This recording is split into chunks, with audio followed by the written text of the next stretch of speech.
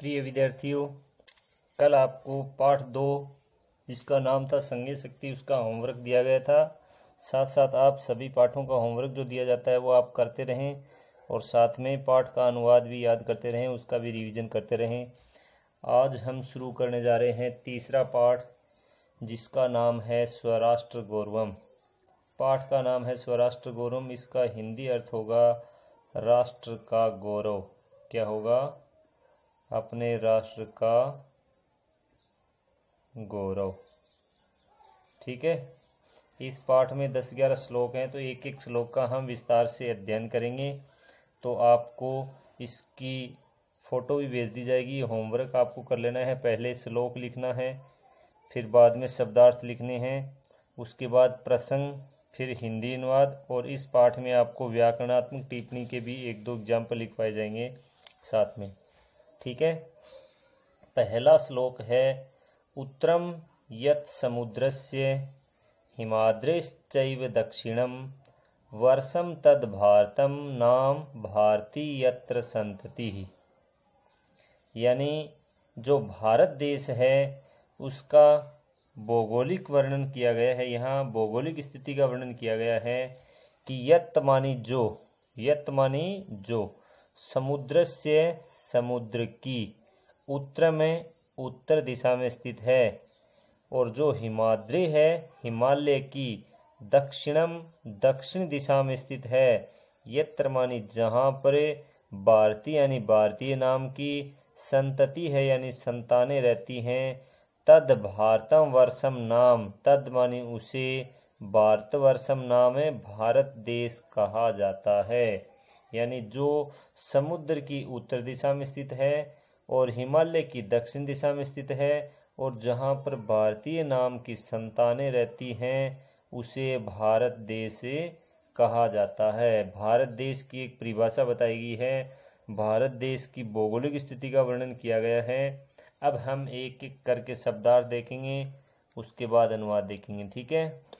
जैसे ये है, यत का मतलब होता है जो, समुद्र से समुद्र की, उत्तरम यानी उत्तर दिशा में स्थित है, और जो हिमाद्री है हिमालय की, दक्षिणम दक्षिण दिशा में स्थित है, यत्र मानी जहाँ पर भारतीय यानी भारतीय नाम की, संतति है यानी संतानें रहती हैं, तत् मानी उसे, भारतवर्षम नाम का मतलब हो गया भारत देश कहा जाता है। ये आपको संपूर्ण श्लोक के संपूर्ण शब्दार्थ लिखवाए गए हैं। इनके आगे जो अर्थ है वो हम ऊपर से नीचे तक लगातार पढ़ेंगे तो हिंदी अनुवाद भी बन जाएगा। जो समुद्र की उत्तर दिशा में स्थित है और हिमालय की दक्षिण दिशा में स्थित है, जहाँ पर भारतीय नाम की संतानें रहती हैं, उसे भारत देश कहा जाता है। कहने का मतलब ये है कि आपको ये नीचे अनुवाद आप इसमें देख के भी लिख सकते हैं। अनुवाद लिखते समय हमें ये कोष्टक हटा देना है और ये जो शब्द आगे लिख रखे हैं ये भी इसमें मिला के लिख देना है। जैसे नीचे अनुवाद प्रसंग बताया गया है, सबसे पहले हम देखेंगे प्रसंग। ठीक है। प्रसंग में हम देखेंगे, प्रस्तुत श्लोक हमारी संस्कृत की पाठ्य पुस्तक स्पंदना के स्वराष्ट्र गौरवम शीर्षक पाठ से लिया गया है। पाठ का नाम और पुस्तक का नाम इसको अंडरलाइन करना है, इन्वर्टेड कोमा में लेना है। मूलतः यह श्लोक महाभारत के विष्णु पुराण से संकलित है। यानी महाभारत में जो 18 पुराण है उनमें से एक महत्वपूर्ण पुराण है विष्णु पुराण, उसमें से ये श्लोक लिया गया है। प्रस्तुत श्लोक में भारत देश की भौगोलिक स्थिति का वर्णन करते हुए कहा गया है कि इस पाठ के हर श्लोक में आपको अलग अलग प्रसंग उपलब्ध हो जाएगा। सबका अलग अलग प्रसंग लिखवाया गया है, अलग अलग ही याद करना है। ये पहली लाइन है, ये तो सब में रहेगी। प्रस्तुत श्लोक हमारी संस्कृत की पाठ्य पुस्तक स्पंदना के स्वराष्ट्र गौरवम शीर्षक पाठ से लिया गया है। ये लाइन तो इस पाठ का कोई भी श्लोक हो चाहे उसमें हम लिखेंगे। आगे जो लाइन है वो ये बताया जाएगा कि यह श्लोक कहाँ से लिया गया है, अर्थात इसमें क्या बताया गया है, वो चीज़ हर श्लोक में अलग अलग होगी। उसके बाद हमें देखना है इस श्लोक का हिंदी अनुवाद। जो ऊपर मैंने बताया था उसी तरीके से आप लिख लेंगे। जो समुद्र की उत्तर दिशा में स्थित है और जो हिमालय की दक्षिण दिशा में स्थित है, जहाँ पर भारतीय नाम की संतानें रहती हैं, उसे भारत देश कहते हैं। ठीक है। फिर नीचे दी गई व्याकरणात्मक टिप्पणी। व्याकरणात्मक टिप्पणी में कोई भी 2 एग्जाम्पल या 3 एग्जाम्पल आप डाल सकते हैं, जिसमें कोई संधि युक्त पद हो या कोई समस्त पद या विग्रह पद हो समास का, या कोई प्रत्यय का शब्द हो, तो उसमें हमें क्या करना, जैसे हमें मिला हिमाद्रेश चैव, हमने इसका संधि विच्छेद कर दिया। हिमाद्री है प्लस से च प्लस से एव, यहाँ हिमाद्री है प्लस च में सत्व विसर्ग संधि हुई है, कौन सी हुई है। फिर आगे है च प्लस एव में वृद्धि स्वर संधि हुई है, कौन सी हुई है, वृद्धि स्वर संधि। 2 संधि है तो दोनों संधि हमने यहाँ बता दी है। ठीक है। फिर आगे जैसे दूसरा एग्जाम्पल है तद भारतम। तद भारतम का संधि विच्छेद होगा तत् प्लस से भारतम, तत् प्लस से भारतम। यहाँ प्रथम वर्ण के बाद व्यंजन आ गया, पहले वर्ण को अपने वर्ग का तीसरा वर्ण हो गया, तद हो गया तद भारतम। ये संधि होगी जस्त व्यंजन संधि, कौन सी होगी, जस्त व्यंजन संधि। ठीक है। ये पहला श्लोक है, तो इसके अंदर आपको परीक्षा के अंदर ये श्लोक पूछ जाता है। 3 चीज आपको अवश्य लिखनी है, एक तो प्रसंग, एक हिंदी अनुवाद और एक व्याकरणात्मक टिप्पणी। तीनों को पॉइंट भी डालना है, 1 नंबर 2 नंबर 3 नंबर। वैसे आप विशेष भी डाल सकते हैं, विशेष में लिख सकते हैं कि श्लोक की भाषा सरल एवं सुबोध है, या दूसरी लाइन आप श्लोक से संबंधित लिख सकते हैं कि इस श्लोक में भारत देश की भौगोलिक स्थिति का वर्णन किया गया है। इस प्रकार से आप विशेष भी डाल सकते हैं। मुख्य रूप से 3 पॉइंट आप जरूर लिखें, और सबका अलग अलग एक एक लाइन छोड़ के बीच में अलग अलग दर्शाना है तीनों पॉइंट को। ठीक है। अब हम देखेंगे दूसरा श्लोक। दूसरा श्लोक है हिमालयात् समारभ्य यावत् इंदु सरोवरम, यावत् इंदु सरोवरम तम देव निर्मितम देशम हिंदुस्तानम प्रचक्ष्यते। ठीक है।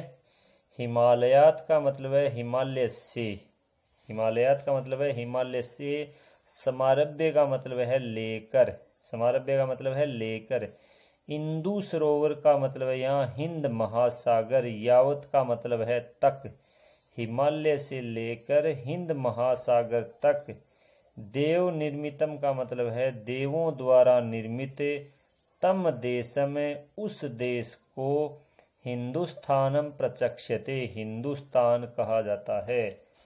यानी हिमालय से लेकर हिंद महासागर तक, हिमालय से लेकर हिंद महासागर तक देवों द्वारा निर्मित तम देशम उस देश को, हिंदुस्तानम प्रचक्ष्यते हिंदुस्तान कहा गया है, कहा जाता है। तो यहाँ हिंदुस्तान की एक परिभाषा बताई गई है, शब्दार्थ के माध्यम से हम देखेंगे। हिमालयात का मतलब है हिमालय से, समारभ्य का मतलब है लेकर, इंदु सरोवरम का मतलब है हिंद महासागर, यावत का मतलब है तक, देव निर्मितम का मतलब है देवों द्वारा निर्मित, तम उस देशम देश को, हिंदुस्तानम हिंदुस्तान प्रचक्ष्यते कहा जाता है। आप एक साथ अनुवाद भी देख सकते हैं शब्दार्थ में।